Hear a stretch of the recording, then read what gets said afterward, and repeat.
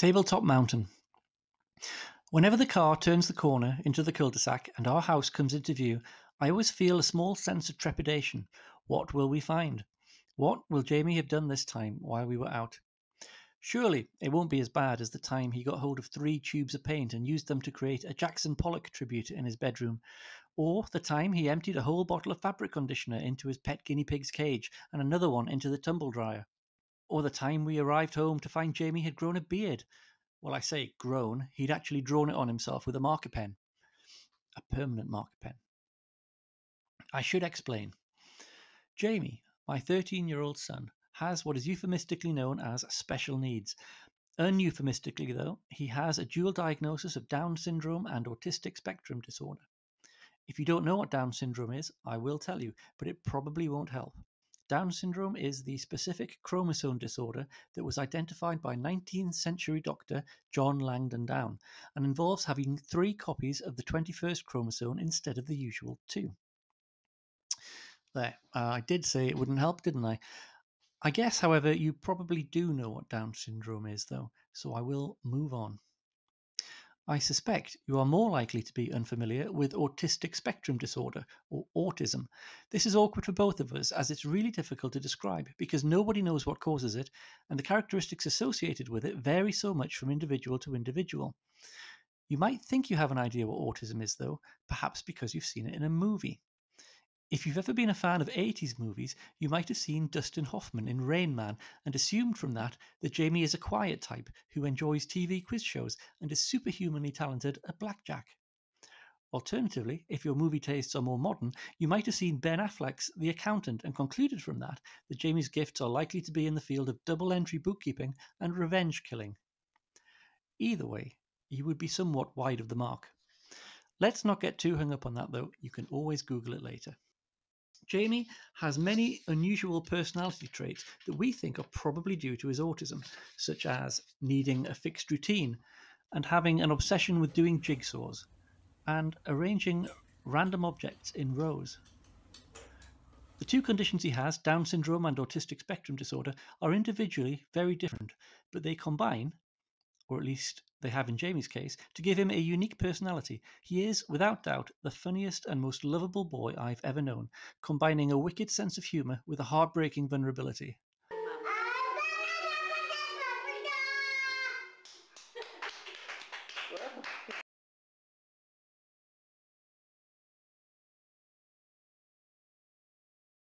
Everybody who knows Jamie adores him. However, I have to be honest, he is not an easy child. I said that Jamie has special needs, and it often seems to me that the main special need he has is the need to be as mischievous as possible at all times. Jamie has the body of a 13-year-old boy. Well, a 13-year-old boy who is small for his age, but a mental age far below that. He cannot read or write, and in fact barely talks. Jamie's mother, Meg, and I have been trying to improve his language skills for many years. It would mean so much for us to be able to talk to him, or even for him just to tell us something he cares about, but he doesn't seem to see the point. He will answer a question with one-word answer and look at you strangely if you try to engage him in conversation. I would say, "Did you have a nice day at school today, Jamie?" He would say, "Yes." "What did you do at school today, Jamie?" Silence. "Do you love your daddy, Jamie?" "Yes." Say, "I love you, daddy." Silence. I know that some of you are thinking, that last bit sounds like a typical 13-year-old to me, and yes, you might have a point there. However, Jamie genuinely only has a vocabulary of about 50 words. He uses those words to tell us, or anyone else who happens to be passing by, what he wants, such as something to eat, music, or cuddle. His favourite drink is milk. He drinks more of the stuff than a baby cow does, and he will often shout milk when he is thirsty.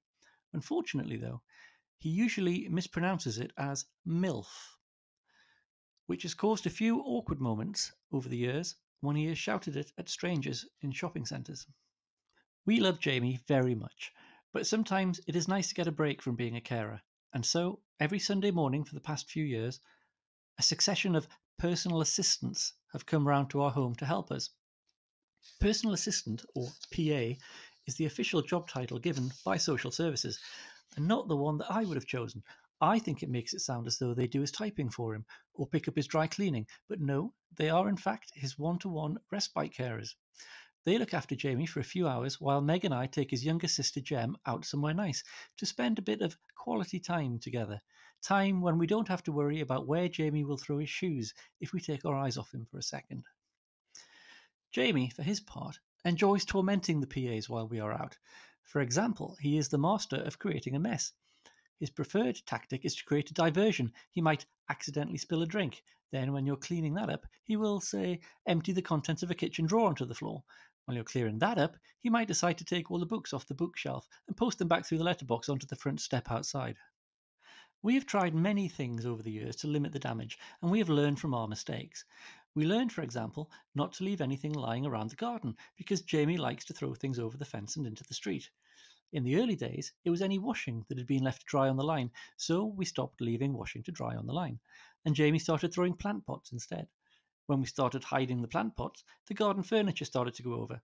Eventually, we cleared the garden of absolutely everything, or so we thought, that he could throw. We came back the next Sunday to find our fruit tree looking bare and our neighbour Dave standing outside our house, waiting to ask us if we wouldn't mind persuading Jamie not to throw apples over the fence at his patio windows. Jamie had discovered new ways to annoy people that literally grew on trees. One time, we had come home to find the PA a nervous wreck. She was a retired schoolteacher named Sue, and it was only the second time she'd worked for us. She told us what had happened, almost sobbing. It was the first sunny morning of spring, and Jamie had asked to play in the garden, so Sue had unlocked the back door to let him out. We had already discussed this with her and told her it would be okay, as the back gate was locked with a padlock. Unfortunately, though, we had not realized how much Jamie had grown since he used to play in the garden the previous year, and he was now big enough to be able to climb over the gate, which is exactly what he did. Poor Sue had run to stop him, but was too slow.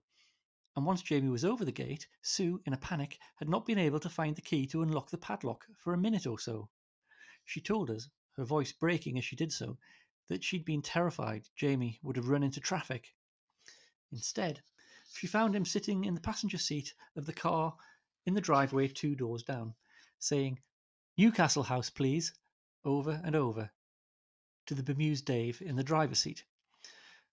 Newcastle House is where Jamie's grandparents live, I said. I spent that afternoon putting safety wire on the fence and gate to stop Jamie climbing over, but we never saw Sue again. The story I want to tell you, however, the one I almost started a few pages ago before getting sidetracked, takes place on one such Sunday. Meg, Jem, and I were returning home in the car from one of our trips out. I'd like to be able to tell you we'd been to a museum or an art gallery or somewhere sophisticated. We did used to go to places like that when Jem was a toddler, but as soon as she'd become old enough to have input into the choice of destination, that had all stopped. So on this particular day, we were on our way home from McDonald's and Toys R Us. We had left Jamie with a very capable young man called Tim, who had been Jamie's PA for a few months. Before leaving, we made sure that Jamie knew we would be back soon and that his mummy and daddy loved him very much. "See you soon, Jamie," I said. "Bye," he said. "Love you, Jamie." Silence. "Do you love your daddy?" "Yes." Say, "Love you, daddy." Silence. Say, "Love you, mummy." Silence. "Tim's here to look after you," I said. "Bye," he said. We liked Tim. He and Jamie got on very well, and Jamie seemed to respect him. There had never been any serious calamities on his watch. There'd only really been one minor mishap. We'd come home one time to find Tim wearing different clothes to the ones he was wearing when we'd gone out. It was the middle of winter, but Tim was wearing shorts and a t-shirt. Apparently, Jamie had turned the garden hose on him, and Tim had had to change his clothes, but he'd only had his sports kit with him in his bag. It was a bit like the end of Pulp Fiction, but without the cool dialogue and the body count. So anyway, as we returned home that day, we were optimistic that there might not have been any major problems. "Hi, Tim," said Meg as we went through the front door. "Is everything okay?" "Yeah, fine, thanks. He's in the dining room." "How's he been?" I said. "Good as gold," said Tim. "He's been doing jigsaws for the past hour. He keeps popping out every few minutes to go and get another one from the cupboard under the stairs, but other than that, I've hardly seen him." "Great," I said, and headed towards the dining room to tell the little chap that we were back home. As I approached the door, though, an uncomfortable thought entered my head. We don't keep jigsaws in the cupboard under the stairs. I turned the handle and pushed the door, which swung open to reveal Jamie sitting in the middle of the floor, surrounded on all sides by vibrantly coloured printed cardboard, which had been carefully arranged so that it formed a sort of carpet, which covered almost every inch of floor. Jamie looked up. "Daddy!" My hand involuntarily went up to cover my mouth as I realised what I was seeing. They were not jigsaws. We don't keep jigsaws in the cupboard under the stairs, but we do keep a large part of my board game collection in there. My eyes scanned the room from left to right. It looked as though Jamie had started in the far corner of the room with Carcassonne. It was easy to see how he, and presumably Tim, would have thought this was a jigsaw, though admittedly not a very challenging one. I could not tell from my vantage point whether or not he'd lined up the tiles so that the roads and cities were connected. I could tell, however, from the impressive size of the medieval landscape generated, that he had not stopped at the base game, but had gone on to include 4 expansions that, in order to save storage space, I had wedged into the base game's box. Next to the lush green European countryside was, rather incongruously, the bustling marketplace of Istanbul. Next to that was the biggest, though not necessarily the most efficiently designed, quadropolis city that I had ever seen.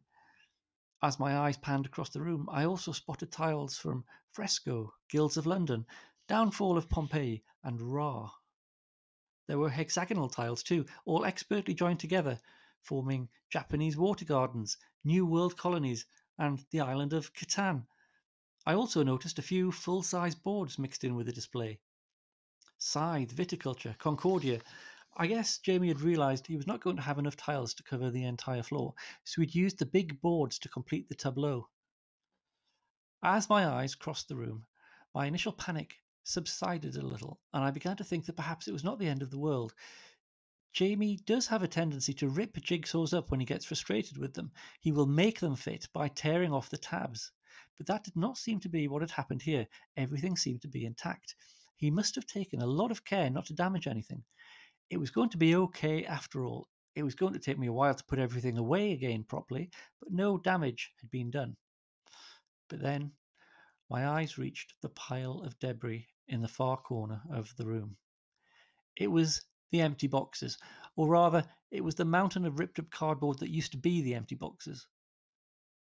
To get to the contents of each box, Jamie had not removed the lids like you or I would do. He'd ripped the boxes open as though he was removing wrapping paper from presents. Then he'd thrown them, along with everything that did not look like a jigsaw piece, into the corner. I sank to my knees and carefully crawled over the boards and tiles to the corner to inspect the damage. It was not good. I sighed. Jamie, meanwhile, was watching me with a concerned expression on his face. He could see that I was upset about something, but did not know what was wrong. Usually on a Sunday morning, and most other mornings, to be honest, and afternoons, he would go to a lot of trouble to annoy the PA and or his parents, but this week he decided to have the morning off, and had just quietly got on with doing those unusual puzzles that were under the stairs. So why was Daddy so distraught? I leaned over towards the mountain of ripped cardboard and gave it a prod. There was a minor avalanche, revealing the remains of a few more boxes that I had not noticed. Oh no, there's Bruges. That's out of print now. I'll never be able to replace it. And, Gaia Project's not even mine. I borrowed it from a friend. Oh, Jamie, I said, and I put my face into my hands. After studying me for a few seconds, Jamie, also on all fours, came crawling over to me. He put his arm around my shoulders and kissed me on the cheek. And he whispered in my ear, "Love you, Daddy." The end.